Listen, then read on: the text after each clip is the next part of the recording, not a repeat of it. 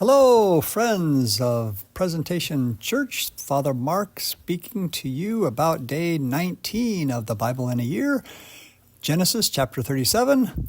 And we're just focusing on this first chapter of a whole new section of the book of Genesis. It's called the Joseph Cycle. The last 13 chapters of the book of Genesis are all about this beloved son of Jacob, Israel, is Joseph. And this story goes on and on and on, and it's quite long and convoluted. But why does it take up this big swath, this big chunk of the Bible? Because it's a type or an analogy of Jesus Christ. So many ways we're going to see that. So that's going to be a little spoiler at the end. I'll spoil the end for you a little bit at the end here. But this chapter 37 begins the story of Joseph saying that he was 17 years old and he was shepherding. So many of the heroes of the Bible were shepherds, even though shepherding was kind of the lowest of all tasks or jobs possible at that time of Jesus and in the ancient times. But Jacob, Israel, he loved Joseph more than the others. He was the son of his old age, the last son who was born to him back in Mesopotamia, and he was the son of his favorite wife, Rachel. And so he loved him more than the others, as it says there in verse 4. And he made him a long robe with sleeves. That's what our translation has. But I looked online. There's a website called Bible Hub, and it's got all the different translations of the Bible. So you just put in Bible Hub, chapter 37, verse 3, and you see all these different translations. A lot of them, and a lot of the older Bibles say that it was a coat of many colors. Even the old Catholic Bible, the Douay Rheims, said the coat of diverse colors. That's because one of the translations into a Greek of the Old Testament, the Septuagint, it had a translation that could be suggests that it was striped or that it was multicolored, but the Hebrew. Actual Hebrew that is used by the Jewish people and by in the ancient texts, it says more like a long robe with sleeves. And this was just something extraordinary for a person to have sleeves, because, if you were a worker, you wouldn't have a robe with sleeves. You'd have a robe so you could be working. But this robe with sleeves meant this was for someone who is not going to have to work, someone important, someone special. And so that's why his brothers were jealous and they hated him, it says.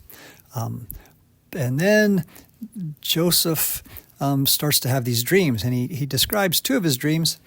Too much information, Joseph. He's telling his brothers about this dream, that I had a dream that I was the only one. Everyone else was bowing down before me.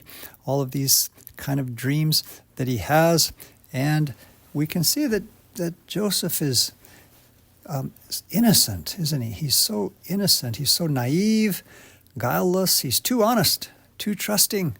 He trusts too much. And so he's very honest with his brothers. And it's a beautiful thing. But it gets him in trouble, of course, because his brothers just get madder and madder but I guess Joseph can't help it that God was giving him these prophetic dreams about what was going to happen at the end of his life and the end of his story. Amazing things that he was going to be raised up.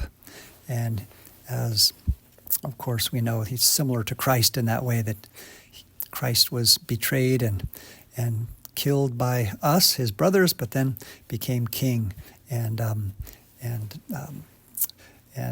forgave his brothers and forgave us. And so that's what we're going to see. That's the spoiler at the end. We're going to find that. But right here in chapter 37, we're already going to see something that's very much like what happens to Jesus. You know, Jesus told that parable of the vineyard at the end of his life when he knew that the religious leaders were plotting against him. He told that parable of the landowner who had a vineyard and went on a journey, and then he sent workers to get the harvest, to get the grapes, but they killed them, and they threw them out of the vineyard. And this is, of course, a symbol of Jesus referring to the prophets who were sent.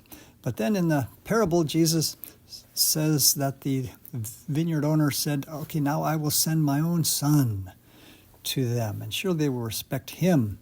But then, of course, those workers saw him coming, and they said, let us kill him, we will have the inheritance. So that famous parable of the vineyard is kind of foreshadowed here in this passage that we're seeing, where we see that Israel says, I will send you to them. And it says in verse number 14, he sent him. So poor innocent Joseph, naive guy, was sent to his brothers. And of course they plotted to kill him. Two of the older brothers kind of felt pity a little bit. Reuben had the idea of throwing him into a pit instead of killing him, thinking that maybe I'll rescue him later. But then Judah had the idea of selling him, of selling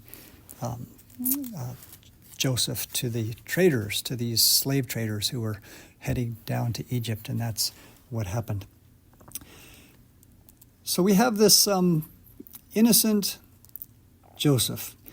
Now in the book of Job, we're also hearing about a man who is very innocent, and Job maintains his integrity. He insists that, he can't understand God's ways, and he's complaining to God. He says, my lips will not speak falsehood. I will not put away my integrity.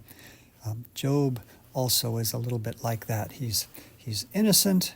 He's speaking his mind, and he has that truthfulness about him in a beautiful way.